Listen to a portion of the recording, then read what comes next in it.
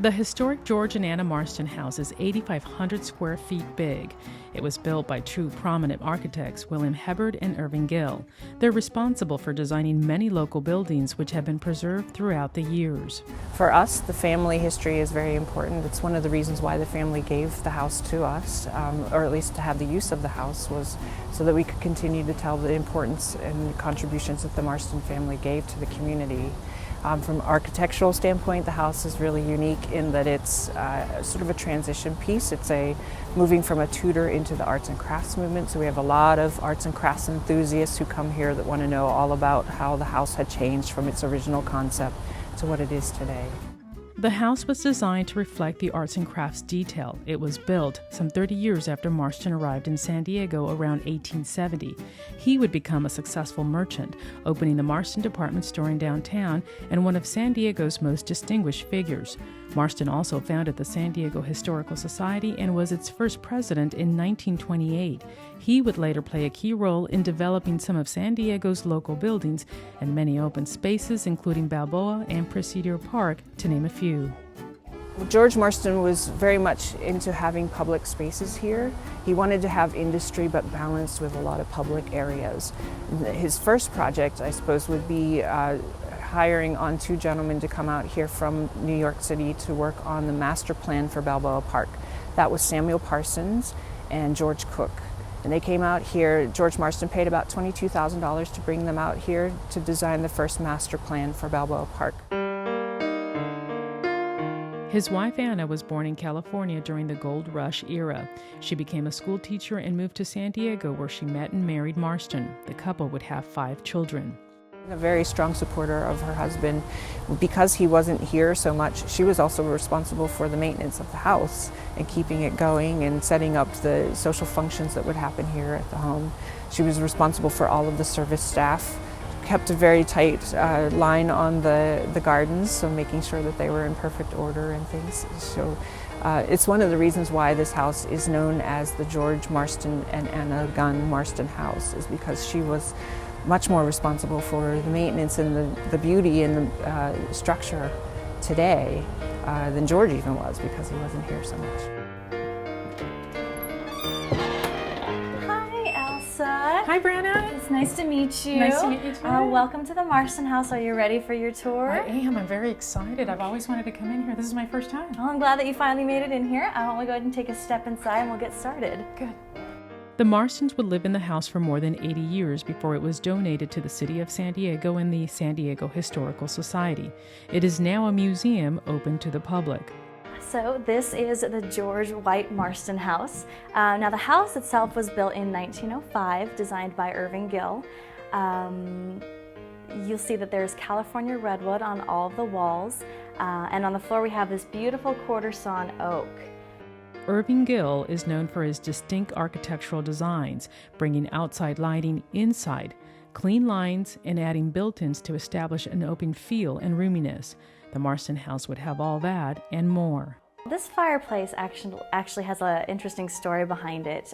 This fireplace is modeled off of the one over at Wellesley College on the East Coast. Because when the house was being designed, the 2 eldest daughters were going to college over there. So George asked his kids what they wanted to see in the house, and the girls asked for the fireplace. And then I also noticed that the furniture is very much from like the period. All of the furniture pieces in here are from the period. They're not originals to the Marstons, but they are from that time. And the whole house was designed in the American arts and crafts style. Gustav Stickley is a big name in the arts and crafts design, so we do have a lot of his pieces. The house features 3 levels of living space. On the main level towards the front of the house is the library with some of Mr. Marston's favorite things. The sewing room allowed the seamstress to work twice a week to sew Mrs. Marston's gowns. Brenda, I noticed there's a lot of the pocket doors throughout the house. Yeah, we have these beautiful pocket doors in all of the public spaces in the house. It's a very stark contrast to when you step into the servants' part of the house. We do have the hinge doors. It was common for the Marstons to entertain. It was probably the butler's pantry that was the busiest during these visits. And this room right here is the butler's pantry. Oh my goodness, this is large. Yes, this is an incredibly large room. This is where they would store all of their dinnerware, their silverware. Like, there were a lot of guests over at the Marston, so they had to have a lot of dishes for them to all dine with. It almost looks like a kitchen, actually. It looks similar to a kitchen, but they actually had two separate rooms. The butler's pantry, where all the dishes were kept, and then the kitchen, where just the food was being prepared. So the food had to go through this process to get out to the dining room. The house is quite large. It's hard to imagine how the family kept things running smoothly. Now this looks more like a clock. Do you know what it is? This is actually the servant's call box. So this is original from 1905. You see there's a bunch of numbers on there and a bunch of arrows. Each one of the numbers corresponds to a room in the house. So when one of the little call buttons is pushed, the arrow will ring up and the bell will ring and the servants will know which room to go to. Walking through the Marston house, there are many things I truly enjoyed. One of them is the kitchen area, mostly because of its function and open feel of the room.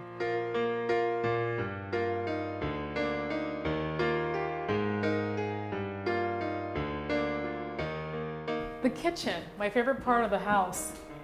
Yeah, this is one of my favorite rooms in the house too. There are a lot of wonderful pieces in here. I like this one right here behind us. This is a 1910 ice box. So this is before refrigerators. The family would have been able to keep their food fresh. Now this piece would have been kept out on the mud porch because the ice just sits in there and it melts and you don't want it melting inside the house. It'd make a mess. Exactly. This Wedgwood stove is similar to the one the servants used at the Marston house during the 1930s. Another innovative room is where the family stored their food. Brandon, is this another pantry or what was this used for? This is a large pantry here. It has a specific name. It's called a California cooler because you might have noticed that when we stepped inside, it's a little bit colder in here. It's a little cooler, yeah. And it's because of the way it was designed. You'll see that there's a vent right down there and it's curved to the left because what it's trying to do is catch an ocean breeze and bring it into this room. The house has a total of 7 bedrooms, all on the second floor. These staircases are really wide. Is there a reason for that? Well, actually, there is. Now, you have to imagine back in the early 1900s, a lot of the women at this time were still wearing those really large gowns. So the very large staircase allows them to get down the stairs easily. Also, if you notice that there was a really low rise, so when they're coming down the stairs, it's less of a chance that they're going to trip and fall down. And this is the hallway, but it looks more like a landing. It does. It's a very large hallway. It's kind of almost like another room. Up here we do have California redwood on all of the walls, and something that Irving Gill designed was that he actually put in these 15-inch high baseboards. Another Irving Gill design, indoor windows in the main walk-in closets, which face the hallway. The windows were meant to help air out the clothes. The top floor, or the attic, is close to the public, but it was the servants' quarters. The servants and the Marston's bedroom had the best view of Balboa Park.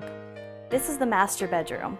Now, George chose to have the master bedroom on this side of the house because he wanted the beautiful views of Balboa Park that he could see right out of his windows.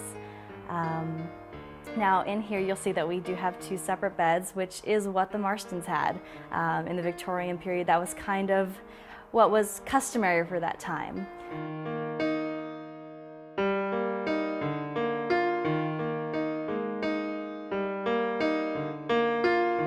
From the master bedroom, there's a hallway which connects to the sitting room with its own fireplace.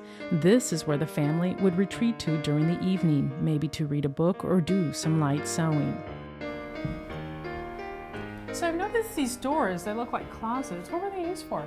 Well, actually, I can go ahead and open one up. I just have to put a glove on first. And you have to wear gloves all the time? Yeah, just because we do have a lot of antique pieces in this house. If you handle the items with your hands do have a lot of oils, and we don't want to rub off any of the finishes or ruin any of these antique pieces. So back to this cabinet here. This is actually a linen cabinet. All of these here are linen cabinets. So this is where the family would store all of their sheets, pillowcases, anything else like that. And like I said, they do actually go all the way back, so they did have a lot of storage. And you'll notice that they are built into the wall. So they were designed originally with the house. They're pushed back into the wall so that they're not taking up space in the hallway to keep things clean and simple to go with Irving Gill's original design for the house. One of the girls' bedrooms has a bonus room used during the hot summer months. Wow, this looks like the baby's room. Well, actually, there weren't any babies in this house when the family moved in. The youngest child was 13, but this was Elizabeth's bedroom.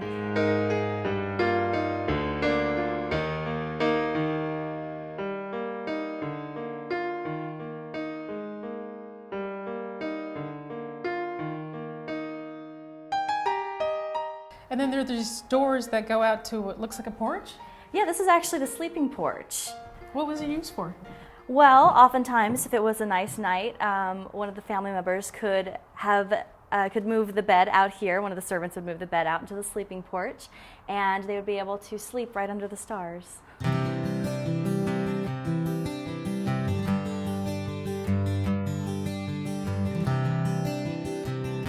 The gardens are beautiful, but I'll have to visit them another time. The Marston family legacy lives on through the Marston House, the San Diego Historical Society, and many of the open spaces George Marston left for future generations of San Diegans to enjoy.